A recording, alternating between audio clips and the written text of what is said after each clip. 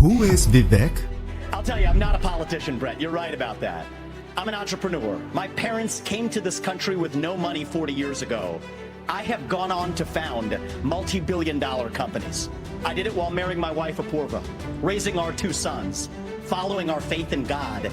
That is the American dream.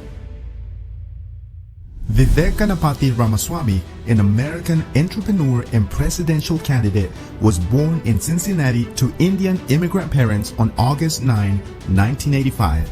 In February 2023, Ramaswamy declared his candidacy for the Republican Party nomination in the 2024 United States presidential election. Mr. Ramaswamy, you would not support an increase of funding to Ukraine? I would not. And I think that this is disastrous, that we are protecting against an invasion across somebody else's border when we should use those same military resources to prevent across the invasion of our own southern border here in the United States. He claims the United States is in the middle of a national identity crisis precipitated by what he calls the new secular religions like COVIDism, climatism, and gender ideology. He is also a critic of environmental, social, and corporate governance initiatives. Vivek is a student of persuasion. His political success has been attributed to him using the same strategies that have given the victory to Donald Trump and Barack Obama. Using exact phrases such as the one Obama used in his presidential campaign like, "Who is this skinny guy with an odd last name?" Vivek also uses the famous Donald Trump's kill shots, saying outrageous statements towards his opponents such as, "Everyone here is bought and paid for except me." His charisma, empathy, and swag matches that of Barack Obama, but his aggressiveness and bomb-dropping appearances model that of Donald Trump, which give him an explosive combination of appeal to the average American. Will Vivek be the next president of the United States? Tell us what you think in the comments below.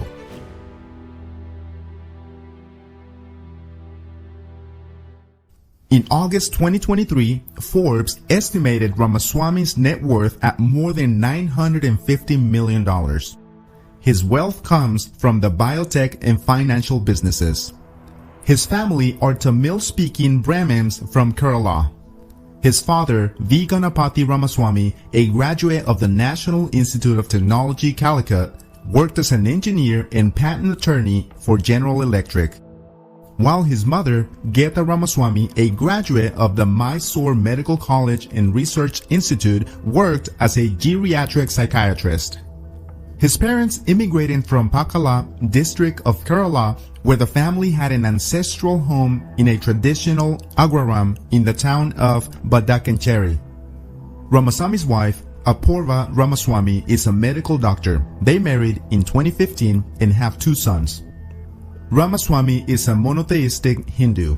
According to relatives, he is fluent in Tamil and understands but does not speak Malayalam. He attended public schools through 8th grade. He then attended Cincinnati's St. Xavier High School, a Catholic school affiliated with the Jesuit order, graduating as valedictorian in 2003. In 2007, Ramaswamy graduated from Harvard University with a Bachelor's of Arts with a highest honor in biology and was a member of the Phi Beta Kappa, with highest honors in biology and was a member of Phi Beta Kappa. At Harvard, he gained a reputation as a brash and confident libertarian. He was a member of the Harvard Political Union, which he later became its president. He wrote his senior thesis on the ethical question raised by creating human-animal chimeras and earned a voting prize. And my question for you is, of all the Democratic candidates out there, why should I vote for the one with the least political experience? Well, you shouldn't, because I have the most political experience. In 2011, Ramaswamy was awarded a postgraduate fellowship by the Paul and Daisy Soros Fellowship of the New Americans, which he used to attend Yale Law School. Later, Ramaswamy said that by the time he attended Yale, he was already wealthy from his activities in the finance, pharmaceutical, and biotech industries. He said in 2023 that he had a net worth of around $15 million before graduating from law school. In a 2023 interview, Ramaswamy said that he was a member of the Campus Jewish Intellectual Discussion Society, Shabtai, while a law student. In 2007, Ramaswamy and Travis May co-founded Campus Venture Network, which published a private social networking website for university students who aspire to launch a business. The company was sold to the nonprofit Ewan Marion Kauffman Foundation in 2009. In 2014, Ramaswamy founded the biotechnology firm Roivant Sciences. The company was incorporated in Bermuda, a tax haven, and received almost $100 million in startup capital from QVT and other investors, including RA Capital Management, Visuum Asset Management, and the hedge fund managers D.E. Shaw and Company and Falcon Edge Capital.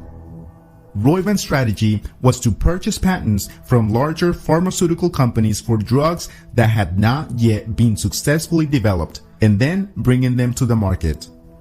The company created numerous subsidiaries, including Dermavant, which focused on dermatology, Urovant, which focused on urological disease, and China-based Sinovant and Cytovant, focused on the Asian market. In 2015, Ramaswamy raised $360 million for the Ryavant subsidiary Exovant Sciences in an attempt to market Interpretin as a drug for Alzheimer's disease. In December 2014, Exovant purchased the patent for Interpretin from GlaxoSmithKline, where the drug had failed 4 previous clinical trials for $5 million, which was a small sum in the industry. Ramaswamy appeared on the cover of Forbes in 2015 and said that his company would be the highest return on investment endeavor ever taken up by the pharmaceutical industry. Before new clinical trials began, he engineered an initial public offering for Exovant. Exovant became a Wall Street darling and raised $315 million in its initial public offering. The company's market value initially soared to almost $3 billion, although at the time it only had 8 employees, including Ramaswamy's brother and mother. Ramaswamy took a massive payout after selling a portion of his shares of Roivant to Viking Global Investors. He claimed more than $37 million in capital gains in 2015. I obviously can't speak for other companies other than Axovan, but what I can tell you is that RVT-101 is a unique drug that we actually think could help millions of patients with Alzheimer's disease. Our focus is actually on the treatment of Alzheimer's disease, dementia, and other forms of dementia. We've actually put together what I view as a top-notch team in the industry. In September 2017, the company announced that Interpretin had failed in its large clinical trial. The company's value plunged. It lost 75% in one day and continued to decline afterward. But Ramaswamy was insulated from much of Exovant's losses because he held his stake through Roivant. The company abandoned Interpretin. In 2018, Ramaswamy said he had no regrets about how the company handled the drug, but in subsequent years, he said that he regretted the outcome but was annoyed by the criticism of the company. Exovant attempted to reinvent itself as a gene therapy company but dissolved in 2023. In 2017, Roivant partnered with the private equity arm of the Chinese state-owned Citigroup to form Sinovant.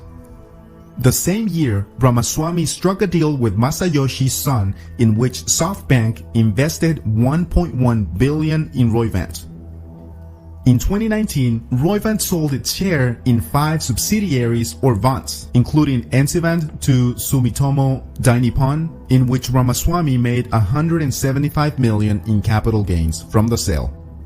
The deal also gave Sumitomo a 10% stake in Roivant.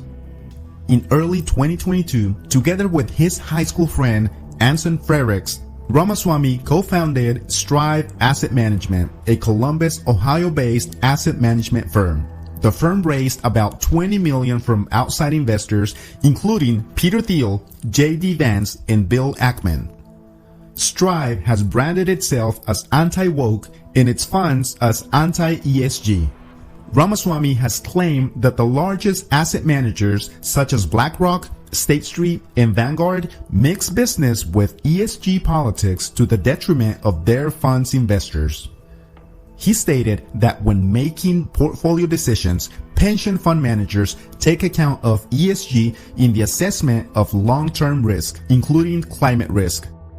Ramaswamy has crusaded against ESG and emphasizes the doctrine of shareholder primacy, famously articulated by Milton Friedman. In Vivek's book, Woke In, Inside Corporate America's Social Justice Scam and elsewhere, he has depicted private corporations' socially conscious investing as simultaneously ineffective and the greatest threat to American society. In October 2022, Ramaswamy held closed-door meetings with South Carolina lawmakers in a session arranged by the state treasurer Curtis Loftus. During the meeting, Ramaswamy pitched Strive to manage South Carolina pension funds. In June 2023, after the Post and Courier reported on the meetings, the sessions were criticized as a form of unregistered lobbying, but Ramaswamy's campaign manager denied any impropriety. Do you want incremental reform? Or do you want revolution? I stand on the side of revolution. In many occasions, Ramaswamy said that he voted for the Libertarian Party presidential nominee in 2004, but he did not vote in the presidential elections in 2008, 2012, or 2016. He described himself as apolitical during this period. He supported Donald Trump in the 2020 election. In November 2021, Ramaswamy registered to vote in Franklin County, Ohio as unaffiliated, but described himself as a Republican. He has made political contributions to both Democrats and Republicans. In 2016, he donated $2,700 to the campaign of Dana Grayson, a Florida Democrat running for Congress. From 2020 to 2023, he donated $30,000 to the Ohio Republican Party. On February 21st, 2023, Ramaswamy declared his candidacy for the Republican nomination for President of the United States in 2024 on Tucker Carlson Tonight. He publicly released 20 years of his individual income tax returns and called upon his rivals in the primary to do the same. His fortune has made up the vast majority of his campaign fundraising. From February to July 2023, Ramaswamy loaned his campaign more than $15 million. His campaign ended the second quarter of 2023 with about $9 million in cash on hand. His fundraising lagged far behind Trump's and Ron DeSantis, but ahead of most of the other Republican primary candidates. In campaign stops and interviews, Ramaswamy has criticized secularism, saying that the U.S. was founded on Christian values or Judeo-Christian values, that he shared those values and that he believes in one God. While campaigning, Ramaswamy has called himself an unapologetic American nationalist. He has often attacked DeSantis but has avoided directly criticizing Trump. Although they are running against each other for the 2024 Republican nomination, Ramaswamy vocally supports Trump. He condemned the January 6 attack on the Capitol, but argued that social media bans on Trump violate the First Amendment. After Trump was indicted on federal criminal charges this year, Ramaswamy immediately rallied behind him. He promises to pardon Donald Trump if elected president. He has also promised to pardon Julian Assange, Ross Ulbricht, and Edward Snowden, and suggested that he might consider Robert F. Kennedy Jr. as a possible running mate. So I think there's three things I would say. The first is we have that experience to learn from. I want to build on the foundation that Trump laid. Frankly, I will invite him as an advisor and a mentor. I don't want to relearn the same lessons. I want to pick up where he left off in taking on the administrative state. Ramaswamy opposes affirmative action and has vowed to rescind Executive Order 11246. He has argued that American-style capitalism provides an antidote to India's caste system and asserts that critical race theory has indoctrinated students in public schools. Vivek also opposes abortion, terminate murder. He supports state-level 6-week abortion bans, with exceptions for rape, incest, and danger to the woman's life, but opposes a federal ban. Vivek has called the LGBTQ movement a cult. He said through a spokesman that he believes same-sex marriage is settled precedent, but supports broad restrictions on the rights of transgender Americans and has used anti-trans rhetoric.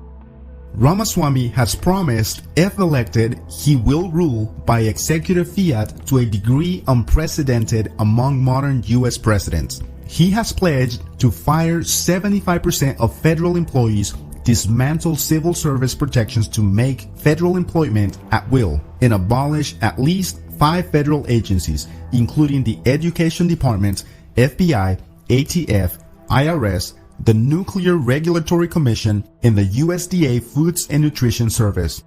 Ramaswamy favors raising the standard voting age to 25, which would require repeal of the 26th Amendment to the Constitution. This proposal would disenfranchise a portion of the U.S. electorate. Nearly 9% of voters in the 2020 general election were under 25. Ramaswamy has also said he would like to end right citizenship. He said he would allow citizens between 18 and 24 to vote only if they are enlisted in the military, work as a first responder, or pass the civic tests required for naturalization. He supports making Election Day a federal holiday while eliminating Juneteenth, which he has called useless and redundant as a federal holiday. Ramaswamy has also pledged to use the U.S. military to annihilate the Mexican drug cartels, though he favors federal legalization of marijuana.